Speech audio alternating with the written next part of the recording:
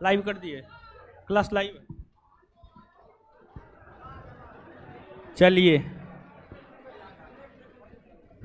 आपकी उपस्थिति से लगता है हमको छुट्टी नहीं देना चाहिए।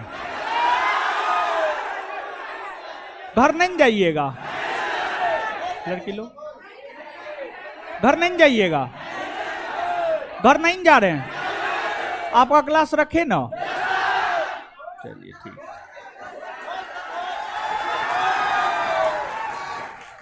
है दीपेन घर नहीं जाइएगा आप, नहीं ना? हाँ हो तो गया, तब जीने का सहारा होली में आप लोग हो गए हमारे लिए। देखिए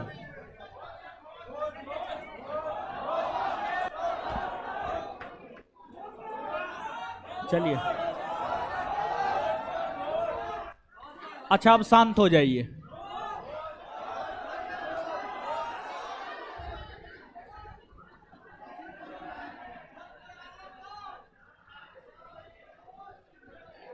हाँ सुनिए, अब ऑनलाइन वाले लोग देखिए, हुआ क्या कि सारा बैच में छुट्टी का अनाउंसमेंट हम ही को करना होता है, कोचिंग के डायरेक्टर हम ही ना है, तो छुट्टी का अनाउंसमेंट हम ही को करना होता है। तो अब आज तो है जी, नहीं है, हमको तो लग रहा है बहुते है।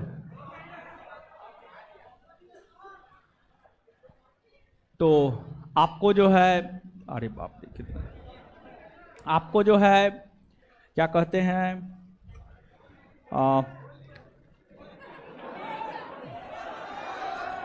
बैच सब में जो है छुट्टी देने के लिए हम ही गए, तो अब लड़का सब घेर लिया, होली खेलने लगा, तो अब उसमें क्या कर सकते, मना थोड़े कर सकते, मना नहीं कर सकते हैं।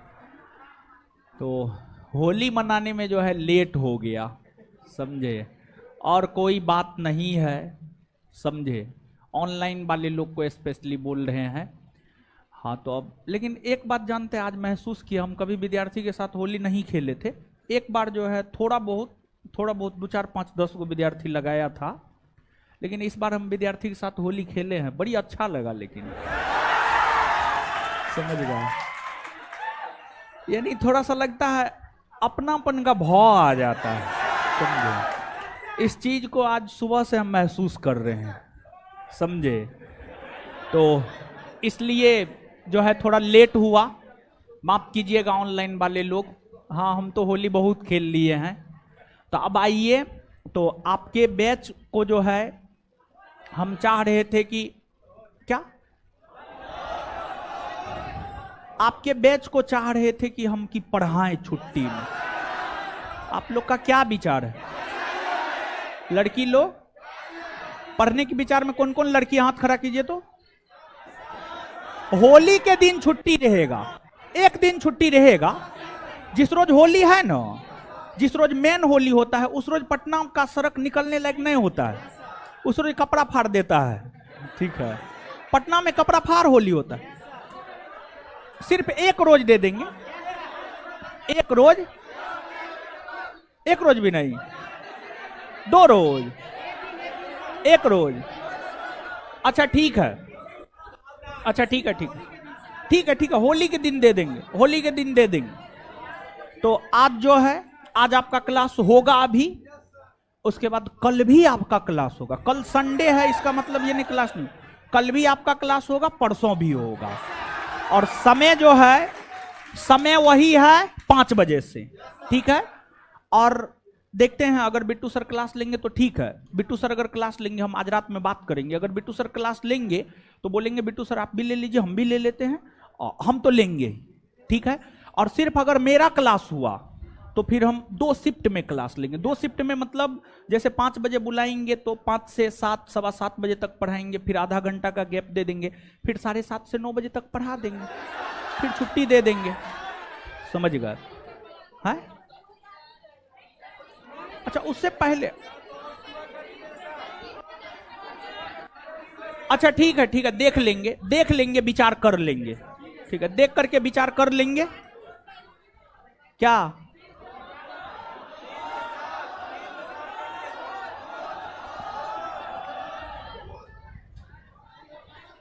चलिए अब आइए, अब पढ़ते हैं, अब पढ़ते हैं।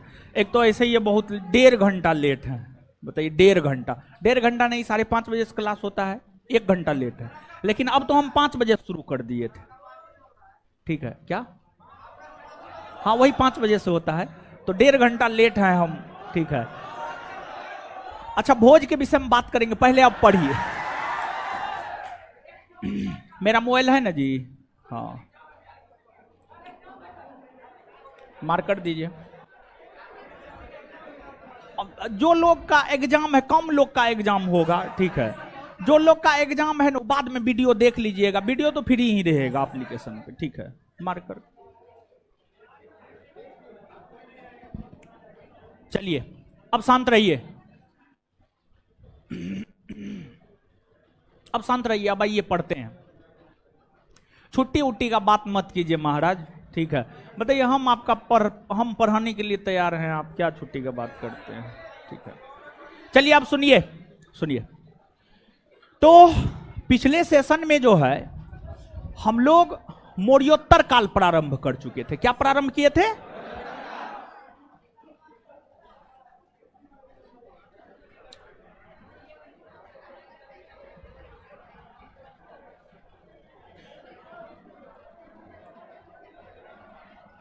मौर्योत्तर काल। क्या हुआ? क्या बोल रहे हैं आप?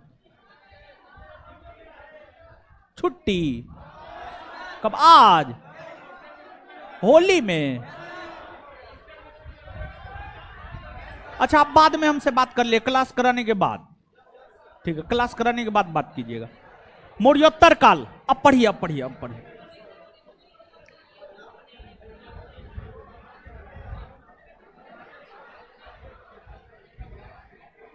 देखिए, आपको जो है, आप इस बात को समझिएगा, मौर्योत्तर काल, हमने आपको पिछले सेशन में यह बात बताया था कि मौर्योत्तर काल में, और मौर्योत्तर काल के अंतर्गत मुख्य तौर पर जो है ना 185 ईस्वी पूर्व से आपको 240 ईस्वी, 185 ईस्वी पूर्व से 240 ईस्वी, 240 ईस्वी, ये जो कालखंड है 185 ईस्वी पूर्व से 240 ईस्वी, यह जो कालखंड है, इस कालखंड को ही हम लोग मौर्योत्तर काल के अंतर्गत रख कर पढ़ते हैं। इस कालखंड को ही मौर्योत्तर काल के अंतर्गत रख कर पढ़ते हैं।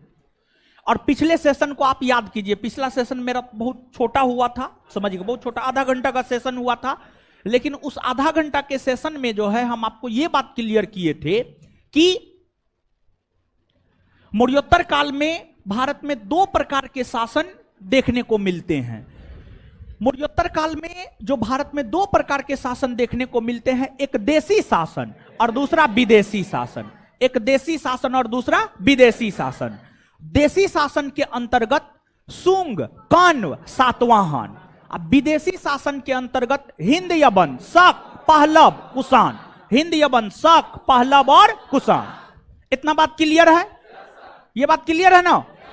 चलिए, तो अब आप याद कीजिए, देशी शासन के अंतर्गत जो है शुंग वंश और कण्व वंश के विषय में हम आपको बता दिए थे।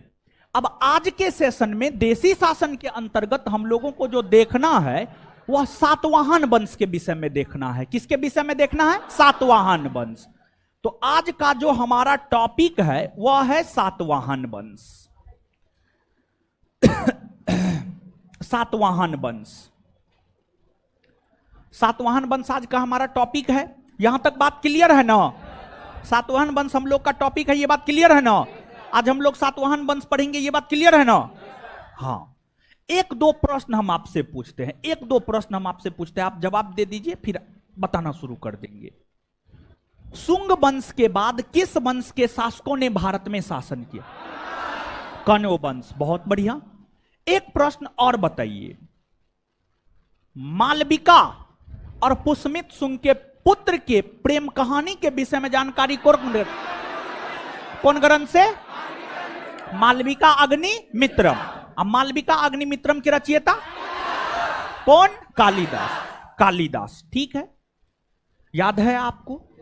अच्छा, पुष्यमित्र शुंग ने किस हिंद यवन शासक को पराजित किया? मिनांडर को। किसको पराजित किया था?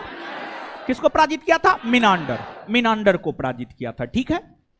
चलिए देखिए सातवाहन वंश। सातवाहन वंश, सातवाहन वंश के जो शासक थे ना, वे मौर्यों के अधीन अधिकारी पदाधिकारी के तौर पर काम किया था। मौर्यों के अधीन अधिकारी पदाधिकारी के तौर पर काम किया था, सामंत के तौर पर काम किया था, सामंत के तौर पर काम किया था। मतलब इसको ऐसे समझिए, जैसे मान लिया जाए कि कांग्रेस पार्टी है, कांग्रेस को लीड गांधी परिवार कर रहा है। अब गांधी परिवार के अधीन मल्लिकार्जुन खड़गे, गांधी परिवार के इशारों पर मल्लिकार्जुन खड़गे कांग्रेस के अध्यक्ष बने। अब मल्लिकार्जुन खड़गे इतने शक्तिशाली हो गए कि गांधी परिवार का महत्व उनके समक्ष खत्म हो गया। गांधी परिवार का, मान लिया जाए, ऐसा हुआ नहीं है, मान लिया जाए ऐसा कि गांधी परिवार के समक्ष मल्लिकार्जुन खड़गे काफी शक्तिशाली हो गया, और इतना अधिक शक्तिशाली हो गया कि गांधी परिवार को ही उन्होंने खत्म कर दिया और खुद देश का प्रधानमंत्री बन गया। तो ये क्या हुआ? यानी पहले गांधी परिवार के संरक्षण में मल्लिकार्जुन खड़गे का उत्कर्ष हुआ, अब बाद में जाकर जब मल्लिकार्जुन खड़गे शक्तिशाली हो गए तो गांधी परिवार को दबा दिए। तो मतलब पहले सामंत छोटे से अधिकारी के तौर पर काम किया। तो उसी प्रकार से जो सातवाहन वंश के शासक थे, सातवाहन वंश के शासकों के अंतर्गत जो है, सातवाहन वंश के अंतर्गत जो है, हम लोगों को गौतमीपुत्र सातकर्णी, यज्ञश्री सातकर्णी, सातकर्णी प्रथम, इन सभी शासकों के विषय में जो है हम लोगों को पढ़ना होता है। इन सभी शासकों के विषय में हम लोग पढ़ेंगे। तो सातवाहन वंश सबसे पहले मौर्यों के अधीन सामंत के तौर पर, मौर्यों के अधीन सामंत के तौर पर काम किए। और आप याद करेंगे कि मौर्यों का जो शासन था, मौर्यों का शासन आपको उत्तर में कश्मीर से लेकर दक्षिण में कर्नाटक था या नहीं था? हाँ ना? हाँ। तो सातवाहनों का जो शासन रहा है, सातवाहनों का शासन इस एरिया में रहा है। सातवाहनों ने सबसे पहले आंध्र प्रदेश के क्षेत्र में शासन करना शुरू किया, फिर कर्नाटक और फिर महाराष्ट्र। तो सातवाहनों का शासन आंध्र प्रदेश, कर्नाटक और महाराष्ट्र के क्षेत्र में रहा है। सातवाहनों का जो शासन है वह आंध्र प्रदेश, महाराष्ट्र और कर्नाटक के क्षेत्र में रहा है। सातवाहन वंश के शासक उत्तर भारत और दक्षिण भारत के बीच में एक सेतु के तौर पर काम किया। उत्तर भारत और दक्षिण भारत के बीच में जो है एक सेतु के तरह काम किया। जैसे पटना को हाजीपुर से महात्मा गांधी सेतु जोड़ता है, महात्मा गांधी सेतु इंटरकनेक्ट करता है, दोनों को एक दूसरे से जोड़ता है। अगर महात्मा गांधी सेतु नहीं होता तो क्या पटना हाजीपुर से जुड़ पाता? नहीं जुड़ पाता। तो जो भारत है, भारत को दो भाग में बांटकर हम लोग पढ़ते हैं, और भारत को जो दो भाग में बांटकर हम लोग पढ़ते हैं, एक उत्तर भारत और एक दक्षिण भारत। तो उत्तर भारत मतलब ये वाला इलाका, दक्षिण भारत मतलब ये वाला इलाका। तो जो सातवाहन वंश के शासक थे वे उत्तर भारत को दक्षिण भारत से जोड़ करके रखने का काम किया। उत्तर भारत से दक्षिण भारत को जोड़ करके रखने का काम किया। तो उत्तर भारत को दक्षिण भारत से जिस राजवंश ने आपस में जोड़ करके रखने का काम किया है वह है आपको सातवाहन। और प्राचीन काल में जो हर्यक वंश, शिशुनाग वंश, नंद वंश, मौर्य वंश, सुंग, कण्व, सातवाहन, ये जो तमाम राजवंश शासन किए हैं, इन सभी राजवंशों में जब आप देखेंगे तो आपको यह पता चलेगा कि सबसे अधिक समय तक इन राजवंशों में, जिन राजवंशों का नाम अभी हमने आपके साथ लिया है, इन राजवंशों में सबसे अधिक समय तक जिस राजवंश का शासन रहा है वह आपको सातवाहन वंश है। जिस राजवंश का शासन रहा है वह कौन है? आपको सातवाहन वंश। गाहे बगाहे जद्दोजहद करते हुए भी सातवाहनों का शासन लगभग 300 वर्षों तक रहा है, 300 वर्षों तक। जबकि मौर्यों का शासन इतने शक्तिशाली होने के बावजूद भी मौर्यों का शासन 137 वर्षों तक रहा है। लेकिन सातवाहन शासक बहुत ज्यादा शक्तिशाली, बहुत ज्यादा मजबूत नहीं थे, लेकिन फिर भी सातवाहनों का शासन लगभग 300 वर्षों तक रहा है, 300 वर्षों तक रहा है। और आखिरकार इतने अवधि तक सातवाहनों का शासन रहा है। क्यों रहा है? कुछ ना कुछ तो कारण रहा होगा। जैसे सभी महाजनपदों में, 16 महाजनपदों में, टोटल 16 महाजनपद था, 16 महाजनपद में सबसे शक्तिशाली महाजनपद बनकर मगध ही क्यों उभरा? यह बात हम आपको बताए थे। 16 महाजनपद में मगध ही सबसे शक्तिशाली महाजनपद बनकर के क्यों उभरा? उसी प्रकार से सभी राजवंशों में सातवाहन ही सबसे अधिक अवधि तक शासन करने में क्यों सफल हो पाए? उसका सबसे बड़ा रीजन क्या था जानते हैं? उसका सबसे बड़ा रीजन यह था कि जो सातवाहनों का शासन इन क्षेत्रों में था, इन क्षेत्रों में दोआब क्षेत्र आता है, दोआब क्षेत्र, गोदावरी कृष्णा दोआब क्षेत्र, तुंगभद्रा दोआब क्षेत्र, रायचूर दोआब क्षेत्र। और जो दोआब क्षेत्र होता है नो, दोआब दो नदियों के बीच के क्षेत्र, जब मगध बता रहे थे तो वहां पर भी हम आपको बताए थे। तो दो नदियों के बीच के क्षेत्र को हम लोग दोआब क्षेत्र कहते हैं। और जो दोआब क्षेत्र का इलाका होता है ना, वह काफी उपजाऊ होता है। और जब दोआब क्षेत्र का इलाका काफी उपजाऊ होता है तो वहां फसल का उत्पादन काफी अधिक होता है। और जब फसल का उत्पादन किसान को काफी अधिक होता है तो किसान अधिक से अधिक राजा को टैक्स भी देता है। और राजा को अगर अधिक से अधिक टैक्स मिलेगा तो राजा अपनी सेना को बड़ा करेगा, और शक्तिशाली सेना होगी, बड़ी सेना होगी, तो स्वाभाविक सी बात है उस सेना के बल पर जो है लंबे समय तक शासन करने में राजा सफल हो पाएंगे।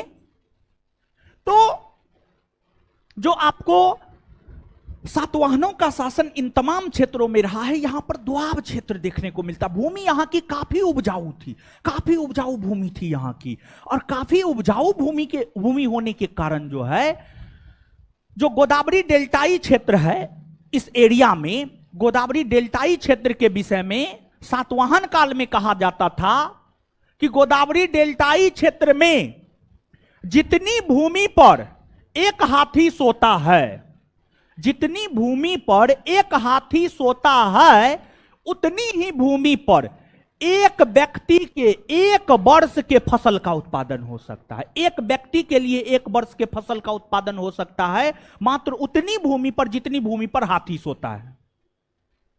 मतलब आप समझ सकते हैं कि कितना अधिक उपजाऊ भूमि होगा, कितना अधिक उपजाऊ भूमि होगा कि इस प्रकार की बातें जो है आपको कही जा रही है, इस प्रकार की बातें कही जा रही है। इस बात को आप समझ पा रहे हैं? तो कुछ दिमाग में आ रहा है कि जो है सातवाहन आखिरकार इतने ज्यादा समय तक शासन कैसे कर लिए। तो उनकी जो आर्थिक क्षमता थी ना, उनकी जो आर्थिक क्षमता थी वो काफी सुदृढ़ थी, उनकी आर्थिक क्षमता काफी सुदृढ़ थी। और सातवाहन काल में इनकम का जो सबसे बड़ा स्रोत था, जैसे आज के डेट में केंद्र की मोदी सरकार के लिए इनकम का सबसे बड़ा स्रोत है GST, goods and service tax, GST, income tax, ये सब जो है इनकम का सबसे बड़ा स्रोत है। उसी प्रकार से जो है सातवाहन काल में इनकम का जो सबसे बड़ा स्रोत था वह भू राजस्व, भूमि कर, किसानों के द्वारा जो भूभाग पर, भूमि पर उगाया जाता था फसल, उस पर जो राजा टैक्स लेता था, वही राजा के आमदनी का सबसे प्रमुख स्रोत था। और उस समय भू राजस्व की दर हुआ करती थी उत्पादन का 1/6 भाग, उत्पादन का 1/6 भाग। सातवाहन शासकों ने अपने शासन की शुरुआत आंध्र प्रदेश से किया। सातवाहन शासकों ने अपने शासन की शुरुआत आंध्र प्रदेश से किया और फिर धीरे धीरे कर्नाटक और महाराष्ट्र तक जो है आपको सातवाहन वंश के शासक विस्तृत हो गए। सातवाहन वंश के शासकों ने आंध्र प्रदेश में स्थित प्रतिष्ठान या पैठण को अपनी राजधानी बनाया। तो सातवाहनों की राजधानी की अगर हम बात करें तो जो सातवाहनों की राजधानी थी वह आपको प्रतिष्ठान या पैठण, प्रतिष्ठान या पैठण सातवाहनों की राजधानी थी। और देखिए, एक तो सातवाहनों के शक्तिशाली होने का कारण उसकी सुदृढ़ आर्थिक स्थिति, और दूसरा सातवाहन काल में पुरुषों को ही नहीं बल्कि महिलाओं को भी काफी अधिक स्वतंत्रता प्राप्त था, काफी अधिक स्वतंत्रता प्राप्त था। यहां तक स्वतंत्रता प्राप्त था, आप इसी से अनुमान लगा सकते हैं कि सातवाहन काल में पुरुष वैदिक धर्म को मानता था और महिलाएं बौद्ध धर्म को मानती थी, महिलाएं बौद्ध धर्म को मानती थी। इसके अलावे सातवाहन काल में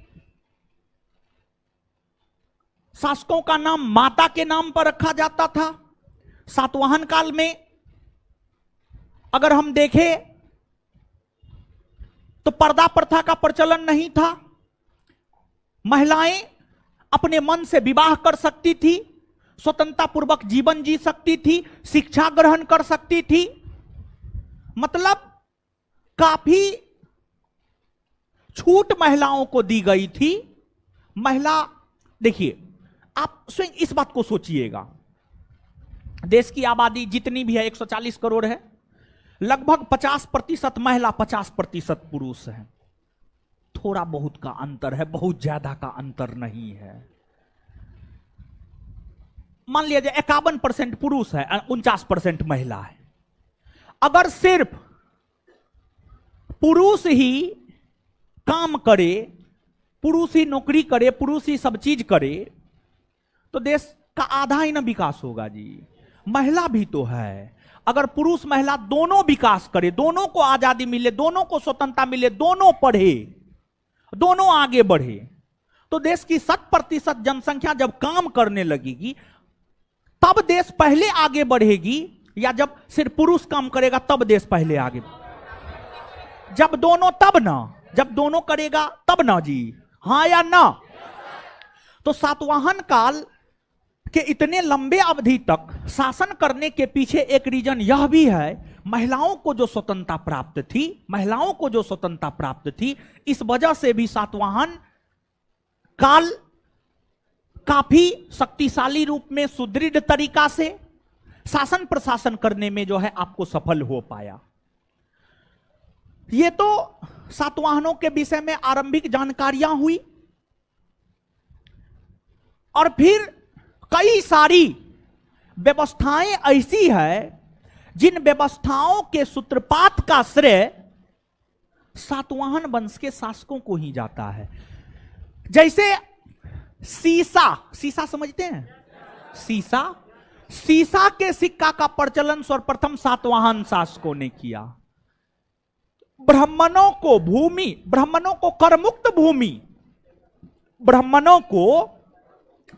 भूमि अनुदान देने की प्रथा की शुरुआत सातवाहनों ने किया। भारत में सामंती प्रथा की शुरुआत सातवाहनों ने किया। ये जो तीन प्रथा है जिसकी चर्चा हमने आपको किया है, ये तीन चीज को लेकर के सातवाहनों के इतिहास में सबसे ज्यादा याद किया जाता है। ये तीन चीज को लेकर सबसे पहले सीसा का सिक्का प्रचलन करने का श्रेय, सामंती प्रथा शुरू करने का श्रेय, ब्राह्मणों को करमुक्त भूमि अनुदान देने की प्रथा की शुरुआत, ये सारे के सारे काम जो है सातवाहन वंश के शासकों के द्वारा ही जो है आपको किए गए थे। और देखिए, कोई भी राजवंश को हम शक्तिशाली कई पैमानों को ध्यान में रखते हुए कहते हैं। सातवाहन काल में, जैसे कि आगे हम आपको पढ़ाएंगे, आगे जब ये चैप्टर समाप्त होगा मौर्योत्तर काल, तो आगे हम आपको पढ़ाएंगे गुप्त काल। मौर्योत्तर काल समाप्त होने के बाद आगे हम आपको गुप्त काल पढ़ाएंगे, और गुप्त काल को स्वर्ण काल कहा जाता है। और उसका आंसर जब आप देखेंगे और एनसीईआरटी सब भी आप पढ़ेंगे 11th का, तो स्पष्ट तौर पर लिखा हुआ है गुप्त काल को स्वर्ण काल इसलिए कहा जाता है क्योंकि साहित्य और कला के क्षेत्र में सबसे ज्यादा विकास गुप्त काल में हुआ था। इसी वजह से गुप्त काल को स्वर्ण काल कहा जाता है। उसी प्रकार से अगर आप सातवाहन काल को देखेंगे तो सातवाहन काल में भी उतना बृहद स्तर पर तो नहीं, लेकिन एक सीमा के भीतर सातवाहन काल में साहित्य और कला के क्षेत्र में विकास हुए। सातवाहन काल में ही कातंत्र व्याकरण ग्रंथ की रचना हुई है, बृहद कथा मंजरी की रचना हुई है, गाथा सप्तशती की रचना हुई है, और भी कई सारे ग्रंथों की रचना हुई है। इतना ही नहीं बल्कि सातवाहन काल में स्थापत्य कला के क्षेत्र में भी बहुत ज्यादा विकास हुआ है। जैसे स्थापत्य कला के क्षेत्र में हम आपको बताते चले, अमरावती के बौद्ध स्तूप का किलाबंदी सातवाहन शासकों ने करवाया, कार्ले के चैत्य का निर्माण सातवाहन शासकों ने करवाया, अमरावती के स्तूप का निर्माण भी सातवाहन शासकों ने ही करवाया। तो सातवाहन काल में साहित्य और कला के क्षेत्र में, सातवाहन काल में जो है साहित्य और कला के क्षेत्र में भी विकास हुआ। अब एक बात बताइए कि आप जैसे गुप्त काल में सबसे ज्यादा साहित्य और कला का विकास हुआ, तो पहले से साहित्य और कला से लोग अवगत थे, तब ना गुप्त काल आते आते बहुत ज्यादा विकास कर दिया जी। अगर मान लिया जाए कि अचानक साहित्य और कला की उत्पत्ति गुप्त काल में होती, तो क्या गुप्त काल में साहित्य और कला का उतना विकास थोड़े हो पाता? नहीं हो पाता गुप्त काल में साहित्य और कला का उतना ज्यादा विकास। तो जो सातवाहन काल है, सातवाहन काल में साहित्य के क्षेत्र में, स्थापत्य कला के क्षेत्र में काफी ज्यादा विकास हुआ। तो इन कारणों से हमने आपको अवगत करवाया है। अब हम लोग आते हैं सातवाहन वंश। सातवाहन वंश की स्थापना की अगर बात की जाए तो सातवाहन वंश की स्थापना जो है आपको सिमुक के द्वारा की गई।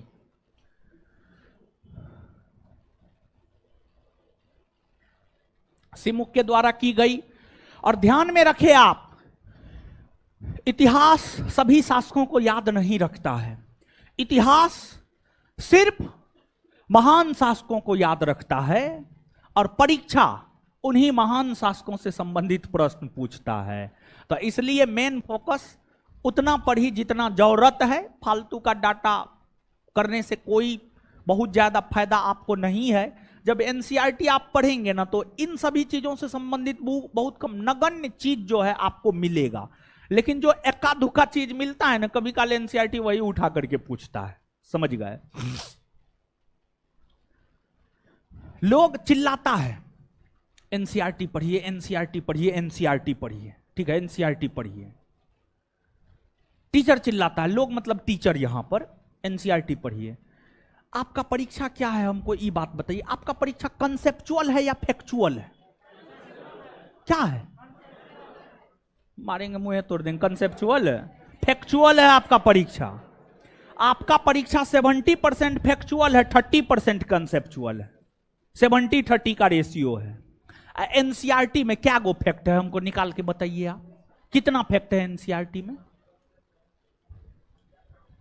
एनसीईआरटी में फैक्ट की कमी है, लेकिन एनसीईआरटी में जो फैक्ट है वो फैक्ट है तो है, वो क्रीम है। समझ गए? और वही चीज पूछता है उठा करके, समझे? तो आप इतिहास में 15 को क्वेश्चन मान लीजिए पूछा, 6 से लेकर के 12 तक का सब एनसीईआरटी पलट लीजिएगा ना, 15 में से मुश्किल से 7 गो 8 गो क्वेश्चन आपको, जब 6 से 12 तक का एनसीईआरटी पूरा पलटिएगा तब 15 में से 7 से 8 क्वेश्चन एनसीईआरटी में मिलेगा, बाद बाकी नहीं मिलेगा। लेकिन यो बात है जो एनसीईआरटी में मिलेगा वो कहीं नहीं भी मिलेगा, यो बात, दोनों बात। समझ गए? तो मतलब पढ़ना है एनसीईआरटी, ऐसा नहीं है कि नहीं पढ़ना है, पढ़ना है। लेकिन आप जो कहिएगा एनसीईआरटी पढ़ के इतिहास में 15 का 15 बना देंगे, पॉसिबल नहीं है, नहीं है पॉसिबल। 100% कभी कुछ हो ही नहीं सकता है। समझ गए? लेक्चर ध्यान से सुनिए, बहुत फायदेमंद होगा। इस वंश की स्थापना सिमुक के द्वारा की गई। सिमुक के बाद इस राजवंश में कई सारे अन्य शासक हुए। उन शासकों में सातवाहन वंश के जो प्रथम महान शासक हुए हैं, सातवाहन वंश के प्रथम महान शासक सातकर्णी प्रथम हुए हैं। सातकर्णी प्रथम, सातकर्णी प्रथम, जो सातकर्णी प्रथम है ये सातवाहन वंश के प्रथम महान शासक हुए। सातवाहन वंश के प्रथम महान शासक हुए। साम्राज्य विजेता था, साम्राज्यवादी था, क्षेत्र जीतने में विश्वास करता था, क्षेत्र जीतने में विश्वास करता था ये। और आपको सातकर्णी प्रथम के विषय में विस्तार पूर्वक जानकारी हमें नानाघाट अभिलेख से मिलता है। नानाघाट अभिलेख, सातकर्णी प्रथम के विषय में विस्तार पूर्वक जानकारी हमें नानाघाट अभिलेख, नानाघाट अभिलेख से मिलता है। और ये जो नानाघाट अभिलेख है, इस नानाघाट अभिलेख की रचना इनकी पत्नी नैनिका ने की थी। कुछ किताब में नागनिका भी लिखता है, तो नागनिका, नैनिका दोनों एक ही महिला है।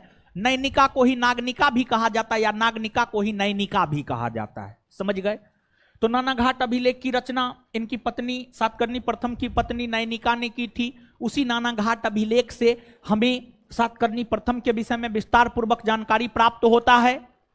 सातकर्णी प्रथम के विषय में कहा जाता है कि इन्होंने क्या क्या कलर ठीक तो है? अरे ठीक है जी भाई, ऐसे विद्यार्थी सब ऐसे हल्ला करते रहेगा। वो सब कलर कितना बढ़िया, तो इसी कलर पे तो हम हमेशा पढ़ाते हैं। ठीक है, रहने दीजिए, ठीक है, रहने दीजिए, ठीक है। ऐसे वो सब गांव घर में कहावत न, नाच ना आवे तो आंगन टेर। समझ गए? मतलब नहीं पढ़ने का मन तो कलर चेंज कीजिए, फलना कीजिए, लेट क्यों आए, फेट क्यों आए। समझ गए? ऐसा थोड़े था कि हम सोए हुए थे, समझे? ऐसा थोड़े था कि इस कलर पे हम जीवन में कभी नहीं पढ़ाए हैं। इससे पहले हमेशा तो उसी पे पढ़ाते हैं। समझ गए? तो एकाध गो ऐसे फ्री है ना क्लास अभी तक। समझ गए? वो सब ऐसे डिस्टर्ब करने, कुछ बैड एलिमेंट भी आता है डिस्टर्ब करने के लिए। समझे? चलिए, सब चीज 100% लोग को खुश नहीं कर सकते हैं। समझिए? कोई नहीं कर सकता है, तो हम कौन खेत का मूली है। समझ गए? सुनिए, कलर चेंज कीजिए तो फलना कीजिए, चिलना कीजिए। ठीक है? वो कलर कौन खराब था? नहीं दिखाई दे रहा जी आप लोग? नहीं दिखाई दे रहा? तब बताइए, अजीब हाल है।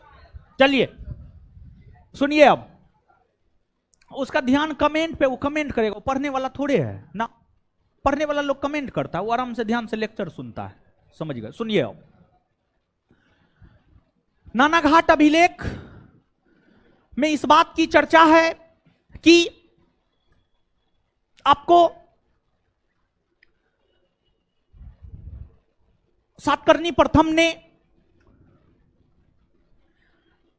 अपने साम्राज्य के दक्षिणी भाग में दक्षिणी क्षेत्र को जीतने का काम किया था, और अपने साम्राज्य के दक्षिणी क्षेत्र को जब सातकर्णी प्रथम ने जीता, तो जीतने के बाद सातकर्णी प्रथम ने दक्षिणा पथपति की उपाधि धारण की, दक्षिणा पथपति की उपाधि धारण की, और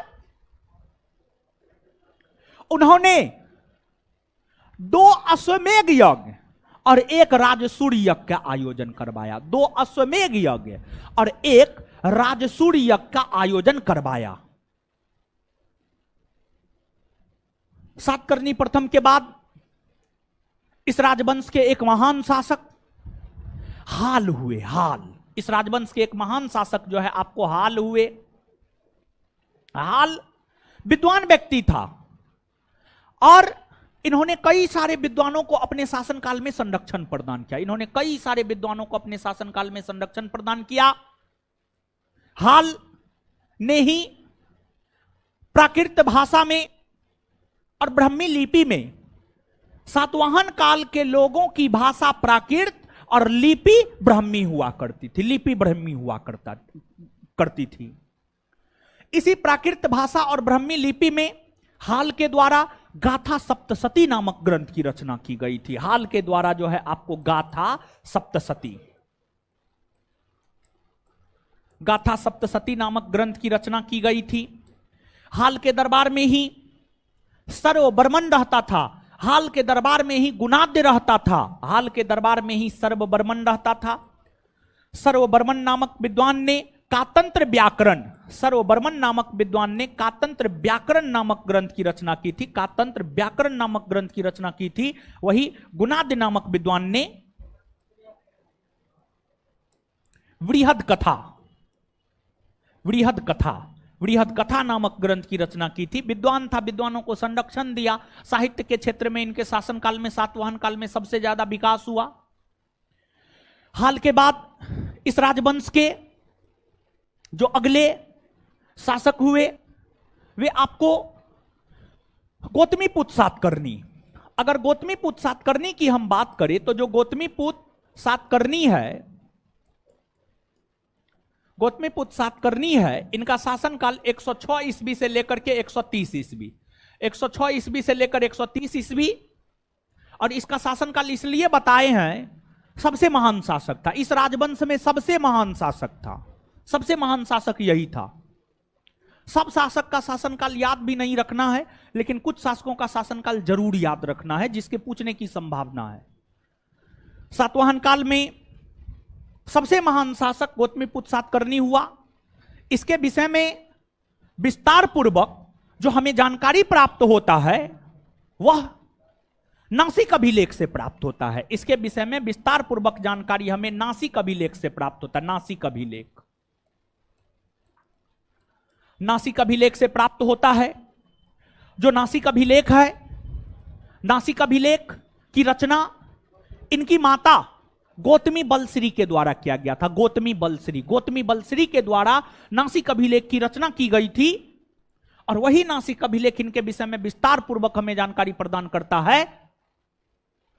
और नासिक अभिलेख यह कहता है कि इनका घोड़ा, गौतमीपुत्र सातकर्णी का घोड़ा 3 समुद्र का पानी पिया था। गौतमीपुत्र सातकर्णी का घोड़ा 3 समुद्र का पानी पिया था।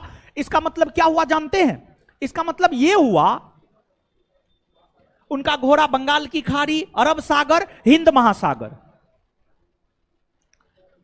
यही 3 समुद्री क्षेत्र का पानी पिया था। मतलब पूरे दक्षिण भारत को जीत लिया था। कहने का मतलब यह हुआ कि गौतमीपुत्र सातकर्णी ने पूरे दक्षिण भारत को जीत लिया, पूरे दक्षिण भारत पर उनका शासन रहा। इसके कहने का मतलब यह हुआ।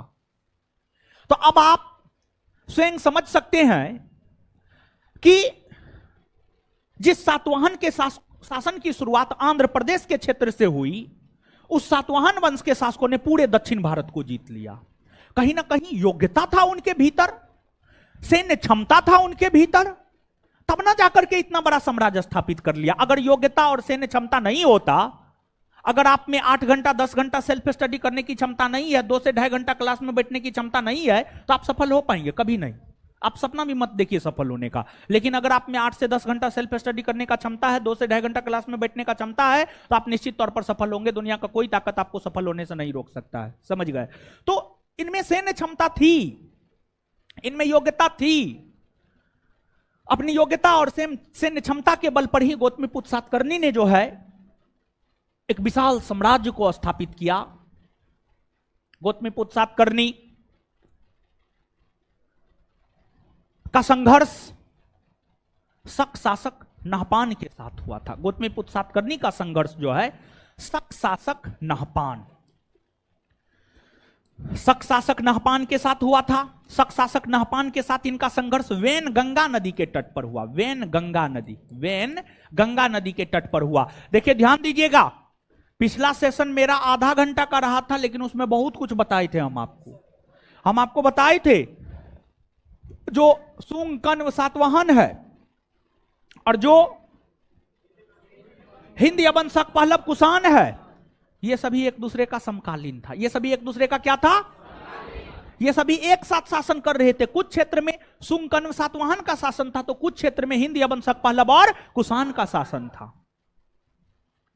तो सातवाहन वंश के शासक गौतमीपुत्र सातकर्णी का संघर्ष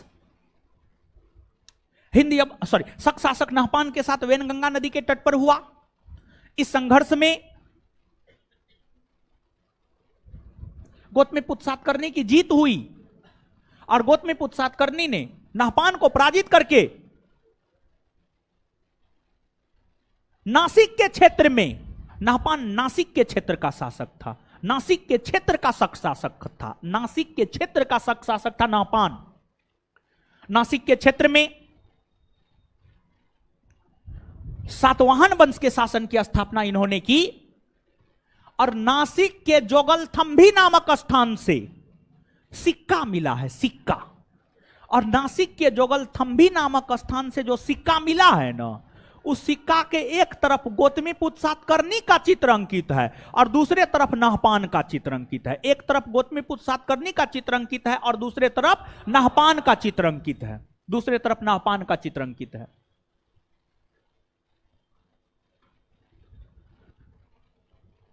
गौतमीपुत्र सातकर्णी का शासन प्रशासन करते हुए निधन 130 ईस्वी में हो गया।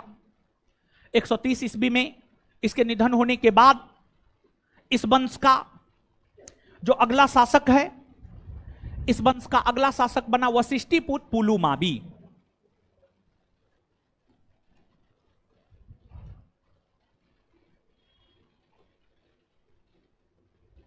वशिष्ठिपुत्र पुलुमावी, वशिष्ठिपुत्र पुलुमावी,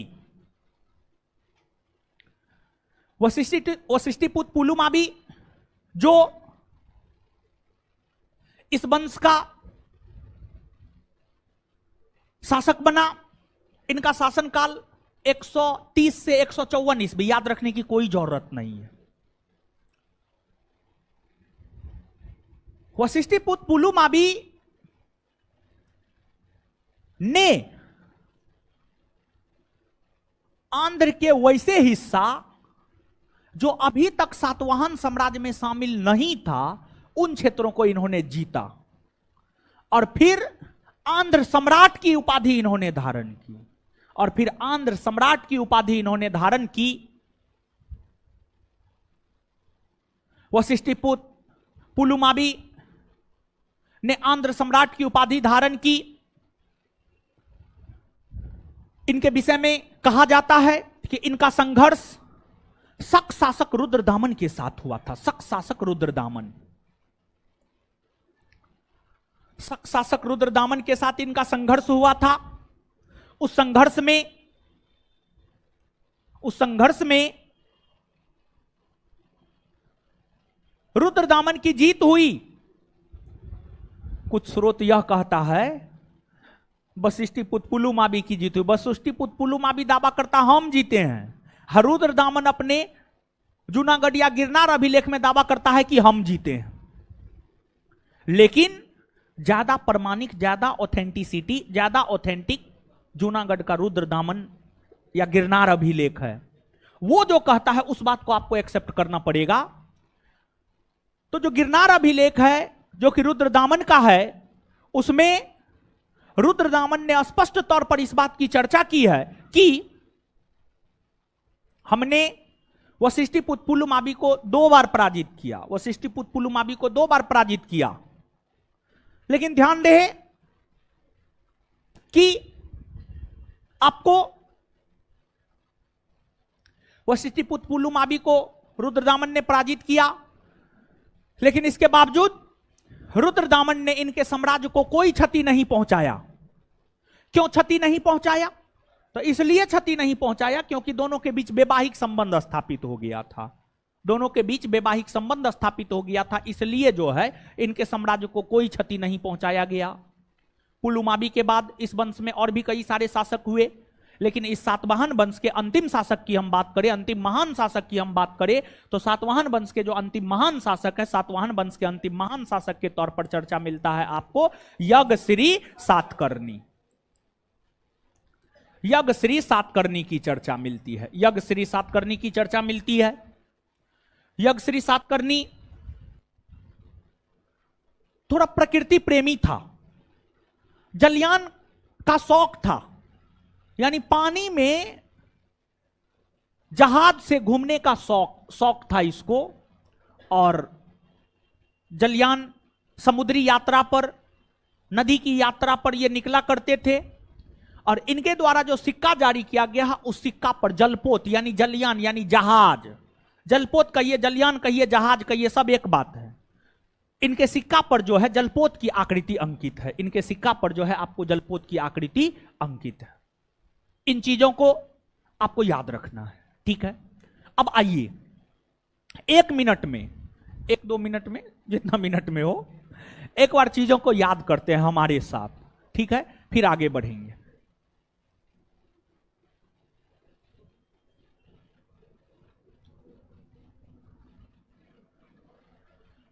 देखिए, सातवाहन वंश के शासक किसके सामंत थे? मौर्यों के। किसके सामंत थे? सातवाहन वंश के शासक किसके सामंत थे?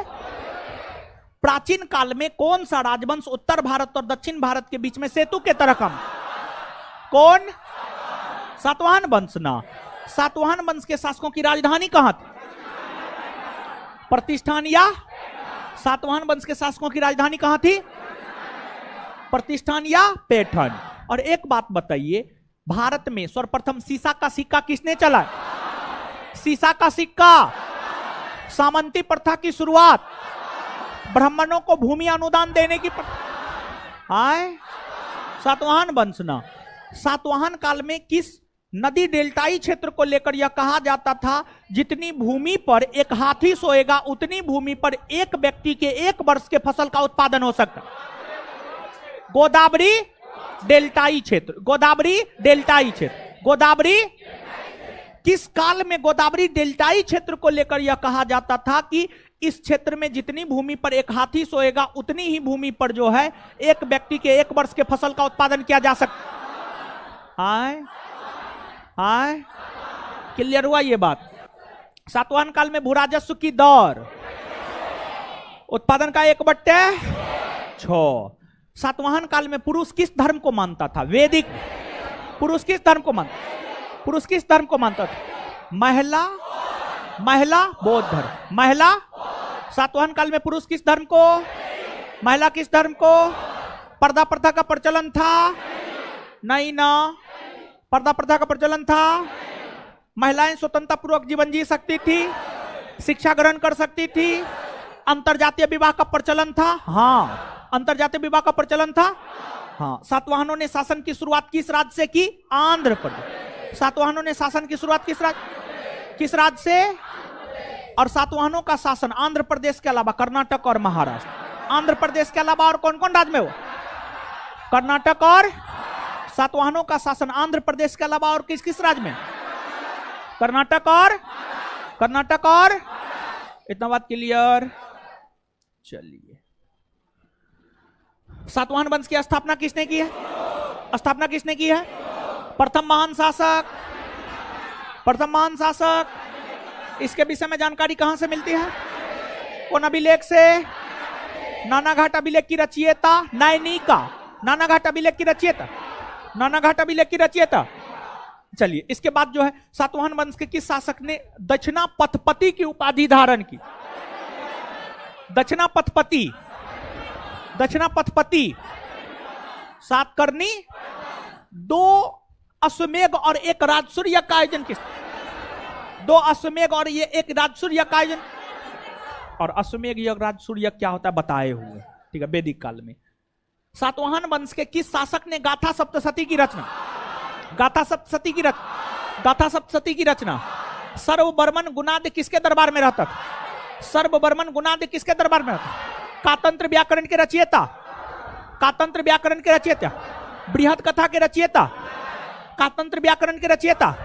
बृहद कथा के रचयिता। क्लियर। सातवाहन वंश के सबसे महान शासक। सातवाहन वंश के सबसे महान शासक। इसका शासनकाल कब से कब तक? इसके विषय में जानकारी कौन अभिलेख से?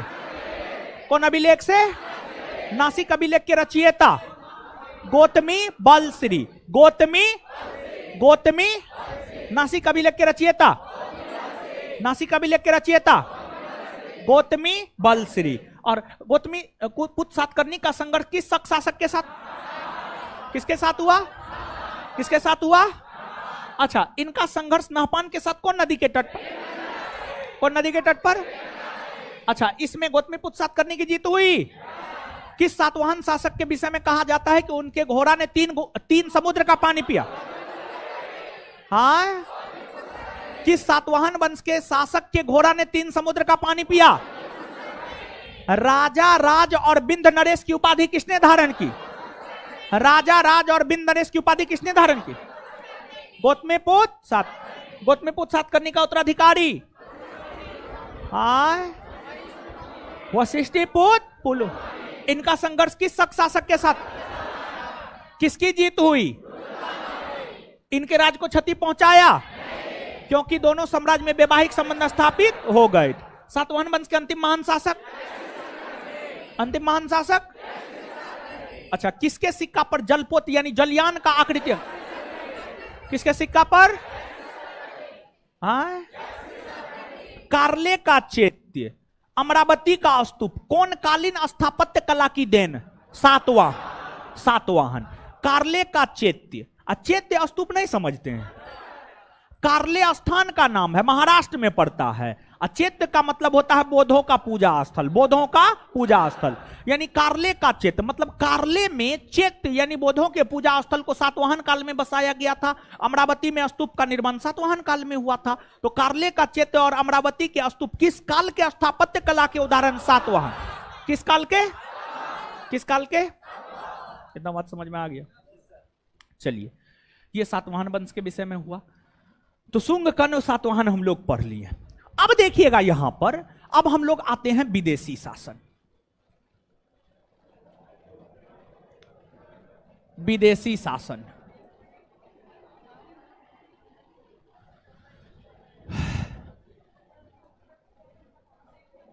विदेशी शासन हमको तो लग रहा था पता नहीं पढ़ा पाएंगे कि नहीं पढ़ा पाएंगे। ना पढ़ाएंगे, ना पढ़ाएंगे, क्या बात कर, पढ़ेंगे।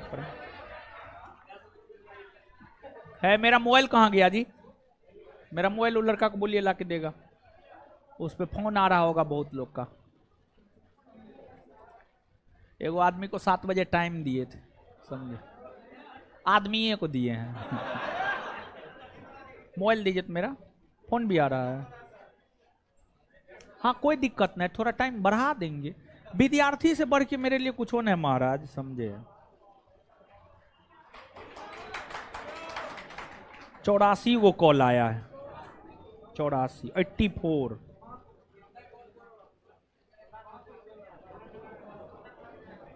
चलिए खैर, जिसको मिलने का टाइम दिए थे वो कॉल नहीं किया है।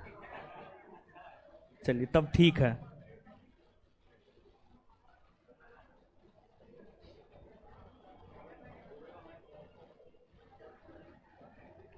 आ जाइए।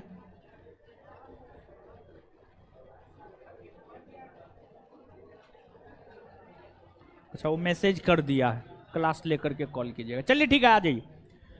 विदेशी शासन देखिए, मौर्योत्तर काल में जो है, मौर्योत्तर काल में जो है 4 विदेशी आक्रमण हुए। मौर्योत्तर काल में जो 4 विदेशी आक्रमण हुए हैं, सबसे पहले हिंद यवन शासकों ने आक्रमण किया है। हिंद यवन के बाद शक शासकों ने आक्रमण किया है। शक के बाद पहलव शासकों ने आक्रमण किया है। पहलव के बाद कुषाण। पहलव के बाद कुषाण। सबसे पहली बात तो हम आपको यही कहेंगे कि ये जो आक्रमण हुए हैं हिंद यवन शक पहलव कुषाण का, इसके क्रम को आप याद रखिएगा, क्योंकि क्वेश्चन बैंक पलट करके देखिएगा तो ये पूछा गया है और आगे भी पूछा जाएगा। ऐसा नहीं कि आगे नहीं पूछा जाएगा, आगे भी पूछा जाएगा। अब ध्यान में रखेंगे कि इन चारों राजवंश में जानते हैं, ये तो हिंद यवन शक पहलव कुषाण के विषय में कभी कभी पूछता है, लेकिन कुषाण के विषय में हमेशा पूछता है। जैसे शुंग कण्व सातवाहन में सबसे अधिक वर्षों तक सबसे सुदृढ़ तरीका से सातवाहनों ने शासन किया, उसी प्रकार से हिंद यवन शक पहलव कुषाण में सबसे अधिक वर्षों तक और सबसे सुदृढ़ तरीका से शासन कुषाणों ने किया।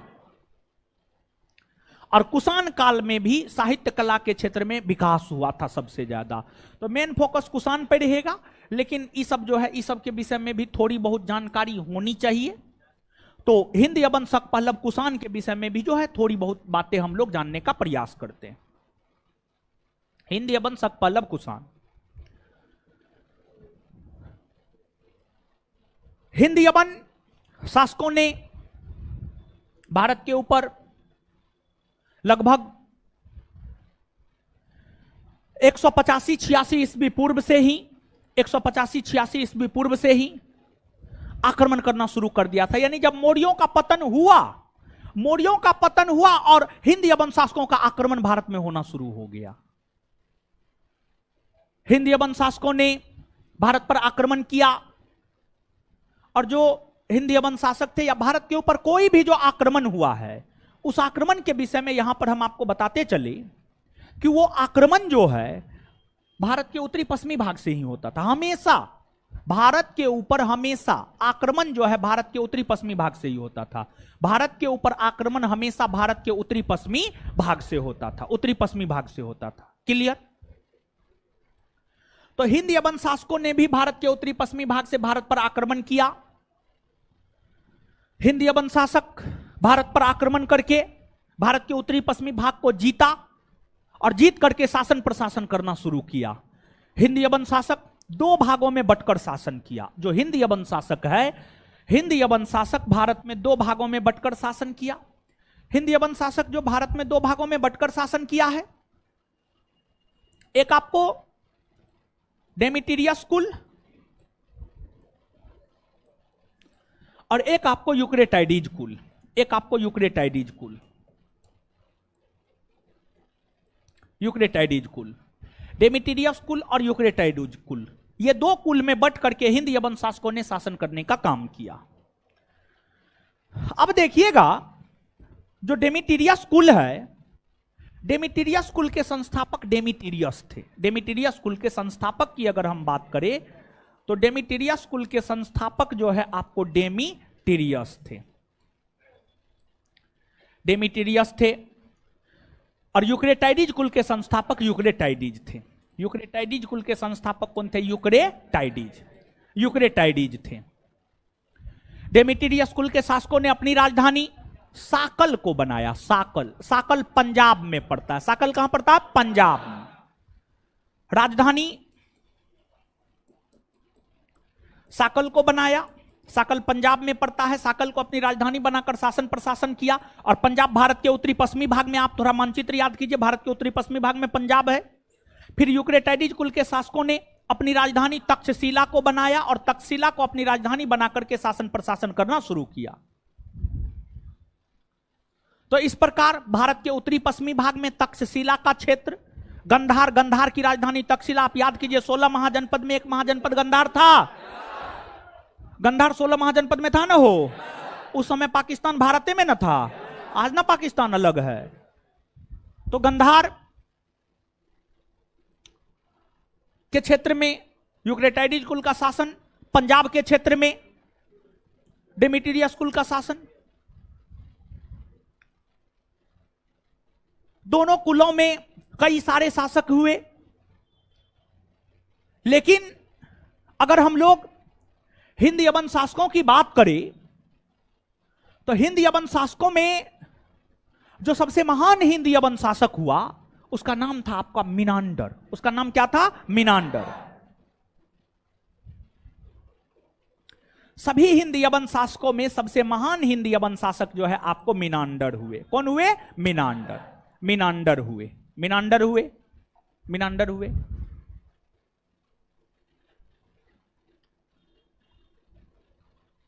मिनांडर का वार्तालाप बौद्ध भिक्षुक नागसेन के साथ हुआ। बौद्ध भिक्षुक नागसेन, बौद्ध भिक्षुक नागसेन के साथ मिनांडर का वार्तालाप हुआ, बात हुआ। और बौद्ध भिक्षुक नागसेन के साथ जब बात हुआ तो मिनांडर नागसेन से प्रश्न पूछ रहा था, ब्रह्म क्या है, आत्मा क्या है, सत्य क्या है, संसार क्या है। गौतम बुद्ध कौन थे? यानी इस प्रकार का प्रश्न जो है मिनांडर ने नागसेन नामक बौद्ध भिक्षुक से पूछा। और नागसेन सभी प्रश्नों का उत्तर काफी गंभीरता से दिया, जिस वजह से मिनांडर नागसेन से बहुत अधिक प्रभावित हो गया। मिनांडर नागसेन से बहुत अधिक प्रभावित हो गया और फिर मिनांडर ने बौद्ध धर्म को अपना लिया। मिनांडर प्रथम विदेशी शासक हुए जो भारत आकर के बौद्ध धर्म को अपनाया। मिनांडर प्रथम विदेशी शासक हुए जो भारत आकर के बौद्ध धर्म को अपनाने का काम किया।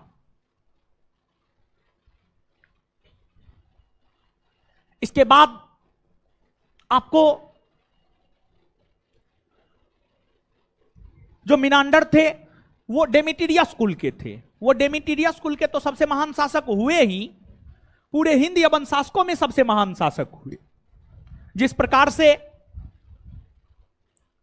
डेमेट्रियस कुल के सबसे महान शासक मिनांडर हुए, उसी प्रकार से यूक्रेटाइडिस कुल के सबसे महान शासक आंती आल्किडस हुए। यूक्रेटाइडिस कुल के सबसे महान शासक कौन हुए? आंती आल्किडस। आंती आल्किडस, आंती आल्किडस, आंती आल्किडस। जो आंती आल्किडस है, आंती आल्किडस का ही राजदूत बनकर हेलियोडोरस, आंती आल्किडस का ही राजदूत बनकर हेलियोडोरस। कौन? हेलियोडोरस। हेलियोडोरस शुंग वंश के नवे शासक भागभद्र के दरबार में गया था। शुंग वंश के नवे शासक भागभद्र के दरबार में गया था और भागभद्र वैष्णव धर्म को मानता था, भगवान विष्णु की आराधना करता था। और भागभद्र से प्रभावित होकर के हेलियोडोरस ने भागवत धर्म को माना और भगवान विष्णु की आराधना करना शुरू किया। और हेलियोडोरस ने मध्य प्रदेश के विदिशा या बेसनगर में एक स्तंभ लेख का निर्माण करवाया, जिसे विदिशा या बेसनगर स्तंभ लेख कहा जाता है, जिसे विदिशा या बेसनगर स्तंभ लेख कहा जाता है। वहीं जो ये हिंद यवन शासक है, अगर हम लोग हिंद यवन शासकों की बात करें तो भारत के भीतर सर्वप्रथम लेखयुक्त और चित्रयुक्त सोने का सिक्का, मतलब सिक्का सोने का था, उस पर लेख लिखा हुआ था, कुछ लिखा हुआ था और उस पर चित्र बना हुआ था। इससे पहले जो भारत के सिक्के प्रचलन में आए थे, उन सिक्कों पर ना कुछ लिखा हुआ था ना चित्र अंकित था, बल्कि ठप्पा मारा जाता था, ठप्पा, और पशु पक्षी का चित्र अंकित हुआ करता था। सबसे पहले हिंद यवन शासकों ने ही लेखयुक्त और चित्रयुक्त, लेखयुक्त और चित्रयुक्त सोने का सिक्का जारी किया और जो लेखयुक्त और चित्रयुक्त सोने का सिक्का था इसे ड्रम कहा गया। क्या कहा गया? ड्रम। इसे ड्रम कहा गया। और इतना ही नहीं बल्कि नाटक के समय जो पर्दा गिरता है ना उसको यवनिका कहा जाता है। जैसे नाटक में एक रोल खत्म हुआ, फिर पर्दा गिर जाता है, फिर पर्दा उठता है तो दूसरा रोल शुरू हो जाता है, फिर पर्दा गिरता है, फिर पर्दा हटता है तो तीसरा रोल शुरू हो जाता है। तो नाटक के समय जो पर्दा गिरने की प्रथा है, नाटक के समय जो पर्दा गिराने की प्रथा है उसे यवनिका कहा जाता है। उसे क्या कहा जाता है? यवनिका। यवनिका कहा जाता है। यवनिका। यवनिका कहा जाता है। यवनिका कहा जाता है। इस यवनिका प्रथा की शुरुआत हिंद यवन शासकों के द्वारा ही किए गए थे। और उसके बाद जब हिंद यवन शासक आए ना भारत, तो उसको भारत का गोल मिर्च काफी पसंद आया। गोल मिर्च मतलब मरीच, समझते हैं? मरीच। मरीच काला होता है, गोल होता है, बड़ी तीखा होता है। तीखा होता है, हाँ। और गोलकी भी कहा जाता है उसको, हाँ, गोलकी भी कहा जाता है। गोलकी भी कहा जाता है। काला काला होता है। जब गला उला फंसता है तो, हाँ, सर्दी उर्दी में भी गला फंसने में भी हम यूज किए हैं बहुत बार। और खाना को भी टेस्टी बनाने में जो है वो सब डाला जाता है। तो वह गोल मिर्च हिंद यवन शासकों को काफी प्रिय लगा, जिस वजह से उस गोल मिर्च को यवन प्रिय कहा जाता है। गोल मिर्च को क्या कहा जाता है? यवन प्रिय।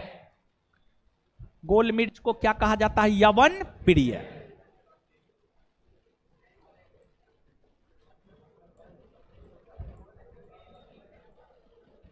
समझ गए?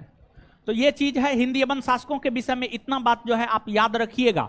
अब यहां तक एक बार याद कर लेते हैं, फिर हम लोग आगे बढ़ जाएंगे। ठीक है?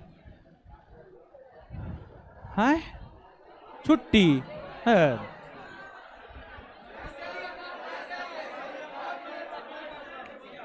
मौर्योत्तर काल में 8 ने बजाय मुंह तोड़ देंगे। राजधानी में रहते हैं, 8 बजे तक नहीं, अजीब हाल है।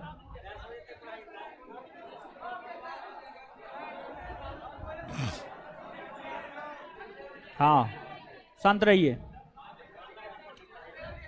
आइए, मौर्योत्तर काल में कितने विदेशी आए? सबसे पहले, फिर क्लियर। चलिए, हिंद यवन शासक कितने भागों में बंटकर शासक? कितने भागों में? पहला, दूसरा, डेमेट्रियस कुल के संस्थापक, हाँ, डेमेट्रियस। और डेमेट्रियस कुल के शासकों ने अपनी राजधानी किसे बनाया? और यूक्रेटाइडिस कुल के संस्थापक राजधानी किसे बनाया?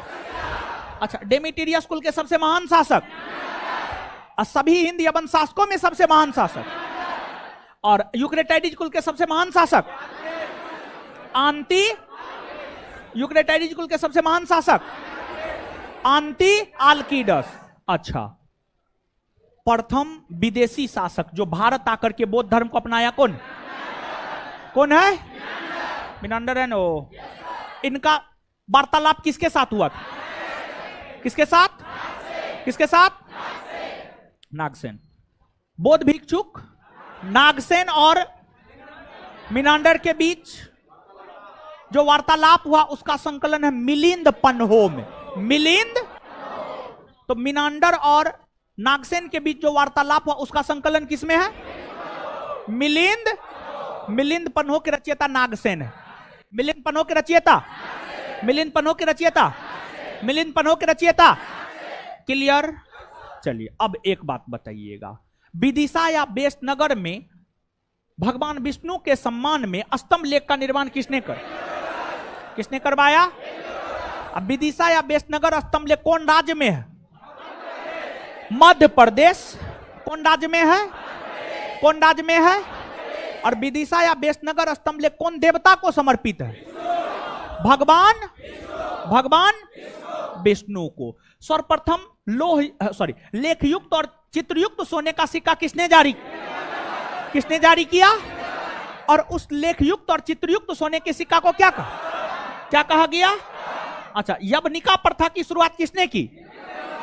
नाटक के समय पर्दा गिरने की प्रथा को क्या कहा जाता है? नाटक के समय पर्दा गिरने की प्रथा क्या क्या कहा जाता है?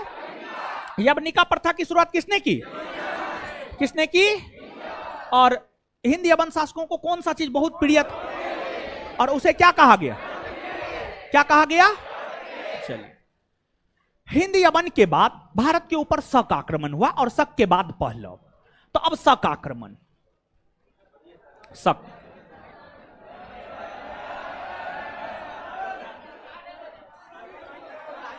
शक की अगर हम लोग बात करें तो जो शक थे, शक मध्य एशिया के रहने वाले थे। कहां के रहने वाले थे? मध्य एशिया का रहने वाला था। और मध्य एशिया में जो है कबीलाई समाज का प्रचलन था, कबीलाई समाज का प्रचलन था। तो मध्य एशिया में सभी कबीलों में एक यूची कबीला था, वो काफी शक्तिशाली कबीला था। और जो यूची कबीला था, यूची कबीला से ही शक पराजित हुआ और यूची कबीला से पराजित होकर के जो है शक भारत आया। यूची कबीला से पराजित होकर के जो है शक भारत आया।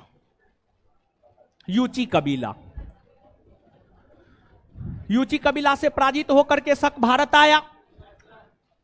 और शक शासक अपने आप को छत्रप कहता था। छत्रप, नोट में लिखा होगा छत्रक, छत्रक लिखा होगा, उसको छत्रप कर लीजिएगा। अक्ष त्र अप। शक शासक जो है अपने आप को क्या कहता था? छत्रप। क्या कहता था? छत्रप। और शक शासकों ने 4 भागों में बंटकर शासन किया। जो शक शासक थे, शक शासक 4 भागों में बंटकर शासन किया। 4 भागों में बंटकर शासन किया। शक शासक जो 4 भागों में बंटकर शासन किया है, उसमें एक है आपको तक्षशिला का छत्रप, एक है आपको मथुरा का छत्रप, एक है आपको नासिक का छत्रप और एक है आपको उज्जैन का छत्रप। एक है आपको उज्जैन का छत्रप। और जानते हैं इन चारों छत्रपों में सबसे शक्तिशाली छत्रप के रूप में उभरा था उज्जैन का छत्रप। उज्जैन, कौन उभरा था? उज्जैन। सबसे शक्तिशाली रूप में उभरा था उज्जैन। तो इसके विषय में भी बहुत ज्यादा कुछ याद रखने की जरूरत नहीं है, लेकिन 5-10 पॉइंट तो निश्चित तौर पर याद रखना ही है। तक्षशिला के छत्रप वंश की स्थापना मेउस ने किया था। मथुरा के छत्रप की स्थापना राजुल या राजबुल ने किया था। और नासिक के छत्रप की स्थापना भूमक ने किया था। किसने किया था? भूमक ने किया था। और उज्जैन के छत्रप की स्थापना चास्टान ने किया था। किसने किया था? चास्टान ने किया था। तक्षशिला के छत्रप, मथुरा के छत्रप का बहुत ज्यादा खास ऐतिहासिक महत्व है नहीं। तो एक है नासिक का छत्रप। जो नासिक का छत्रप है, इस वंश के संस्थापक भूमक थे और वही इस वंश के सबसे महान शासक नाहपान थे। इस वंश के सबसे महान शासक कौन थे? नाहपान इस वंश के सबसे महान शासक थे। और आप याद कीजिए, नाहपान को किसने पराजित किया था? आजे न बताएं। गौतमीपुत्र वैनगंगा नदी के तट पर। और फिर गौतमीपुत्र सातकर्णी ने शक शासित क्षेत्र को जीत करके अपने साम्राज्य में मिला लिया। फिर इसके बाद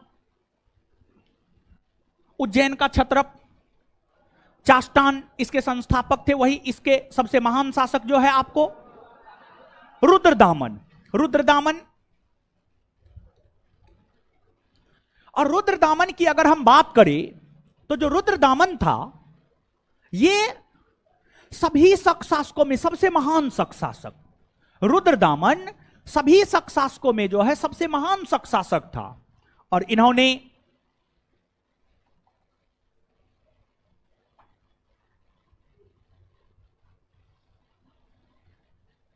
सातवाहन वंश के शासक वशिष्ठिपुत्र पुलुमावी को पराजित किया। और ये काफी कल्याणकारी शासक थे, काफी कल्याणकारी शासक थे। और ये कल्याणकारी शासक थे, ये बात हम कैसे कह सकते हैं? ये कल्याणकारी शासक थे इस वजह से हम कह सकते हैं क्योंकि आप याद कीजिए चंद्रगुप्त मौर्य को, चंद्रगुप्त मौर्य ने गुजरात में किसानों को सिंचाई सुविधा उपलब्ध करवाने के लिए सुदर्शन झील का निर्माण करवाया था, सुदर्शन झील का निर्माण करवाया था। उस सुदर्शन झील का जीर्णोद्धार या उस सुदर्शन झील का पुनर्निर्माण रुद्रदामन ने करवाया था, रुद्रदामन ने करवाया था। जैसे आप सोचिए यही बिल्डिंग है, अभी तो पेंट उंट हुआ है तो बड़ी बढ़िया लग रहा है, अगर इसमें 10 बरस 15 बरस तक कुछ ना हो तो खंडहर बन जाएगा ना जी।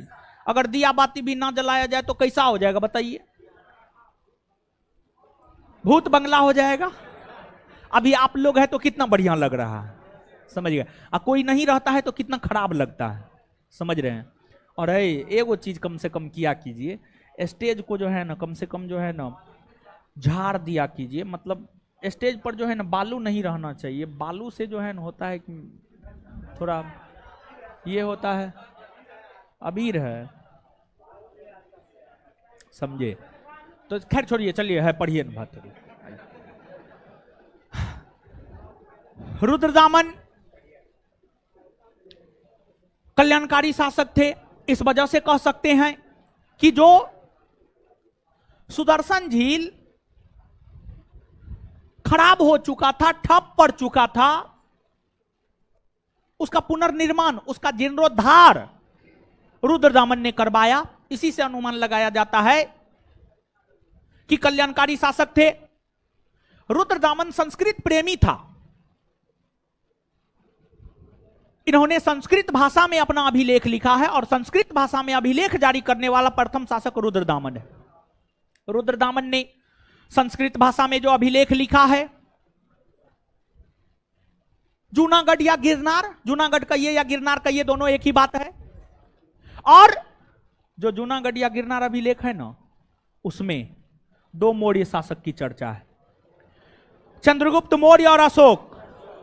रुद्रदामन ने जूनागढ़ अभिलेख में इस बात की चर्चा किया है कि चंद्रगुप्त मौर्य ने सुदर्शन झील का निर्माण करवाया, अब मौर्य शासक अशोक ने उसका पुनर्निर्माण करवाया और अब जाकर के हम उसका पुनर्निर्माण करवा रहे हैं। इस रूप में रुद्रदामन के जूनागढ़ अभिलेख में चंद्रगुप्त मौर्य और अशोक दोनों की चर्चा है। आपसे पूछा जाता कौन ऐसा अभिलेख है जिसमें अशोक और चंद्रगुप्त मौर्य दोनों की चर्चा है? उत्तर हो जाएगा जूनागढ़। रुद्रदामन के बाद अलग अलग क्षेत्र में जो शकों का अलग अलग शासन था, अलग अलग राजवंश के अलग अलग शासक हुए, लेकिन शकों के अंतिम शासक की अगर हम लोग बात करें तो जो अंतिम शक शासक हुए, अंतिम शक शासक जो है आपको रुद्र सिंह तृतीय हुए, रुद्र सिंह तृतीय। रुद्र सिंह तृतीय की हत्या चंद्रगुप्त विक्रमादित्य या चंद्रगुप्त द्वितीय ने कर दी और चंद्रगुप्त विक्रमादित्य या चंद्रगुप्त द्वितीय ने रुद्र सिंह तृतीय जो कि अंतिम शक शासक था, इनको भारत से बाहर करके शकों का सफाया कर दिया, शकों का सफाया कर दिया। समझ गए? तो यही चीज है। शकों के बाद पहलवों का आक्रमण हुआ है। पहलव पर्सिया यानी ईरान के रहने वाले थे। जो पहलव थे ये पर्सिया, 1 मिनट 2 मिनट बस, ईरान के रहने वाले थे। शकों के बाद पहलवों ने आक्रमण किया। पहलव वंश के संस्थापक मिथ्रेडेटस प्रथम था। पहलव वंश के संस्थापक कौन था? मिथ्रेडेटस प्रथम, मिथ्रेडेटस प्रथम। वहीं पहलव वंश के सबसे महान शासक गोंडोफर्निस हुए। कौन हुए? गोंडोफर्निस। गोंडोफर्निस हुए। गोंडोफर्निस ने पेशावर को अपनी राजधानी बनाया। किसे? पेशावर। पेशावर को अपनी राजधानी बनाया। पेशावर को अपनी राजधानी बनाकर शासन प्रशासन करना शुरू किया। गोंडोफर्निस के काल में ईसाई धर्म प्रचारक सेंट थॉमस भारत आया था। जो गोंडोफर्निस है, इसके काल में ईसाई धर्म प्रचारक सेंट थॉमस जो है आपको भारत की यात्रा पर आया था। और गोंडोफर्निस के विषय में विस्तार पूर्वक जानकारी हमें तख्त ए बही अभिलेख से मिलती है। किससे मिलती है? तख्त ए बही। तख्ते बही अभिलेख से मिलती है, और जो तख्ते बही अभिलेख है ये पेशावर में है, और यह अभिलेख खरोष्ठी लिपि में है। कौन लिपि में है? खरोष्ठी लिपि, खरोष्ठी लिपि में है। पहलवों के विषय में इतना बात याद रखना है, पहलवों के बाद भारत के ऊपर कुषाण आक्रमण हुआ है। कौन आक्रमण हुआ है? कुषाण आक्रमण।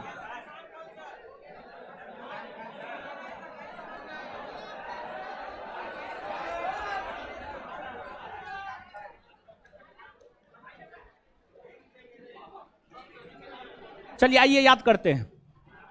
हिंद यवन के बाद भारत पर कौन आक्रमण? शक मूलतः कहां के रहने वाले थे? मध्य एशिया। मध्य शक मूलतः कहां के रहने वाले? शक मूलतः कहां के रहने वाले? किस कबीला से पराजित होकर भारत आए? किस कबीला से? किस कबीला से? क्षत्रप प्रणाली की शुरुआत किसने की? क्षत्रप प्रणाली की शुरुआत। शक कितने भागों में बंटकर सर? कितने भागों में? पहला, दूसरा, तीसरा, चौथा। तक्षशिला के क्षत्रप वंश के संस्थापक, मथुरा के क्षत्रप वंश, मथुरा के क्षत्रप वंश, नासिक के क्षत्रप वंश, नासिक के क्षत्रप वंश, उज्जैन के क्षत्रप वंश, उज्जैन के क्षत्रप वंश। अच्छा, नासिक के क्षत्रप वंश के सबसे महान शासक नहपान। नासिक के क्षत्रप वंश के सबसे महान शासक, नासिक के क्षत्रप वंश के सबसे महान शासक नहपान। नहपान को किसने पराजित किया? गौतमीपुत्र। नहपान को किसने पराजित किया? गौतमीपुत्र सातकर्णी। उज्जैन के क्षत्रप वंश के संस्थापक, इस वंश के सबसे महान शासक, सभी शक शासकों में सबसे महान शासक, संस्कृत प्रेमी था। सर्वप्रथम संस्कृत भाषा में अभिलेख किसने जारी किया? कौन सा अभिलेख है? जूनागढ़िया। जूनागढ़िया। किस शक शासक ने सुदर्शन झील का पुनर्निर्माण करवाया? किस शक शासक ने सुदर्शन झील का पुनर्निर्माण करवाया? किसने करवाया? रुद्र दामन ने। किस अभिलेख में, किस अभिलेख में अशोक और चंद्रगुप्त मौर्य दोनों की चर्चा? रुद्र दामन का जूनागढ़ अभिलेख, रुद्र दामन का। अच्छा, अंतिम शक शासक कौन हुआ? रुद्र सिंह तृतीय को किसने पराजित किया?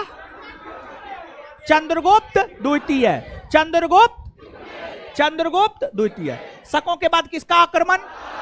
पहलव कहां के रहने वाले थे? पहलव वंश के संस्थापक, पहलव वंश के संस्थापक, सबसे महान शासक, पहलवों की राजधानी। तख्ते बही अभिलेख किसका है? तख्ते बही अभिलेख किसका है? कहां से मिला है? कौन लिपि में? सेंट थॉमस किसके समय ईसाई धर्म के प्रचार को लेकर भारत? सेंट थॉमस किसके समय में ईसाई धर्म के प्रचार को लेकर भारत? गोंडो। इसके बाद आगे कुषाण वंश है। कुषाण वंश के विषय में जो है आगे हम लोग पढ़ेंगे, ठीक है? आप लोग हल्ला करने लगे। सुनिए, अब सुनिए, सुनिए, सुनिए। होमवर्क सब दीजिए तो सुनिए। कल से जो है क्लास रखते हैं शाम 4 से 8, 4 से 2 शिफ्ट में 2 घंटा पढ़ाएंगे, फिर 15 मिनट का गैप देंगे, फिर 1.5 से पौने 2 घंटा पढ़ेंगे। 8 बजे छोड़ देंगे, 8 बजे छोड़ देंगे, समझ गए? हाँ, आइए अब बोलिए। लॉज बंद हो रहा है, बंद हो गया है। चलिए ठीक है, घर चले जाइएगा। अभी ऑनलाइन जो है फ्री ही है, तो 2-4 रोज होली भर ऑनलाइन कर लीजिएगा, क्या दिक्कत है? ठीक है, चलिए। घर नहीं जाना है किसी को, पढ़ना है। कहां तक हो गया है? आपात उप बंद हो गया है? पूछना था ना। अगला होमवर्क सुनिए। वित्त आयोग, योजना आयोग, नीति आयोग, बस वित्त आयोग, योजना आयोग, नीति आयोग। क्वेश्चन नहीं पूछे हैं, अगले क्लास में पूछेंगे। आप लोग हल्ला कर रहे हैं। कल पूछेंगे, कल पूछेंगे, पूछ दे, कल पूछेंगे। अच्छा ठीक है, कल ले पूछेंगे, कल पूछेंगे, रुकिए ना हो बात। चलिए ठीक है, होमवर्क आगे बढ़ा दिए हैं। लुसेंट में, लुसेंट में क्या दिए थे?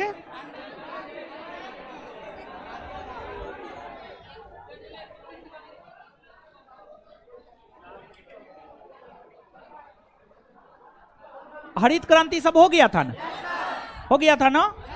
चलिए आइए तो याद करते हैं, याद करते हैं। और 2 मिनट और रुक जाइए ना, क्या होगा। भारत के प्रमुख कृषि अनुसंधान केंद्र, भारत के प्रमुख कृषि अनुसंधान केंद्र, आइए याद करते हैं। केंद्रीय चावल अनुसंधान केंद्र, केंद्रीय चावल अनुसंधान केंद्र, केंद्रीय कपास अनुसंधान केंद्र नागपुर, केंद्रीय कपास अनुसंधान केंद्र, कपास अनुसंधान केंद्र, राष्ट्रीय गन्ना प्रजनन संस्थान, गन्ना प्रजनन संस्थान, भारतीय गन्ना अनुसंधान केंद्र लखनऊ, कहां है? भारतीय गन्ना अनुसंधान केंद्र लखनऊ, केंद्रीय आलू अनुसंधान संस्थान शिमला, कहां है? केंद्रीय आलू अनुसंधान संस्थान, आलू अनुसंधान संस्थान, राष्ट्रीय चाय अनुसंधान केंद्र जोरहट, चाय अनुसंधान केंद्र, चाय अनुसंधान केंद्र, कॉफी अनुसंधान केंद्र चिकमंगलूर, चिकमंगलूर, चिकमंगलूर, चिकमंग, कॉफी अनुसंधान केंद्र, रबर अनुसंधान केंद्र कोट्टायम, रबर अनुसंधान केंद्र, रबर अनुसंधान केंद्र, रेशम अनुसंधान केंद्र, रेशम अनुसंधान केंद्र, राष्ट्रीय जूट अनुसंधान केंद्र बैरकपुर, राष्ट्रीय जूट अनुसंधान केंद्र, जूट अनुसंधान केंद्र, केंद्रीय तंबाकू अनुसंधान केंद्र राजमुंदरी, केंद्रीय तंबाकू अनुसंधान केंद्र राजमुंदरी, केंद्रीय नारियल अनुसंधान संस्थान कासरगोड केरल, भारतीय दलहन अनुसंधान संस्थान कानपुर, दलहन अनुसंधान संस्थान, तिलहन अनुसंधान संस्थान, केंद्रीय उपोष्ण बागवानी संस्थान, केंद्रीय कृषि मौसम विज्ञान केंद्र पूना, केंद्रीय मिट्टी एवं जल संरक्षण अनुसंधान, कहां? एक बार फिर से, केंद्रीय चावल अनुसंधान कटक, कपास अनुसंधान नागपुर, राष्ट्रीय गन्ना प्रजनन केंद्र कोयम्बट, भारतीय गन्ना अनुसंधान केंद्र लखनऊ, केंद्रीय गन्ना केंद्रीय आलू अनुसंधान संस्थान शिमला, चाय अनुसंधान केंद्र जोरहट, कॉफी अनुसंधान केंद्र चिकमंगलूर, रबर अनुसंधान केंद्र कोट्टायम, रेशम अनुसंधान केंद्र मैसूर, जूट अनुसंधान केंद्र बैरकपुर, तंबाकू राजमुंदरी, नारियल कासरगोड, दलहन तिलहन हैदराबाद, उपोष्ण बागवानी बंगलुरु, कृषि मौसम विज्ञान केंद्र, केंद्रीय मिट्टी एवं जल देहरा। कल 4 बजे आना है, 4 बजे से मेरा क्लास होगा, ठीक है, धन्यवाद।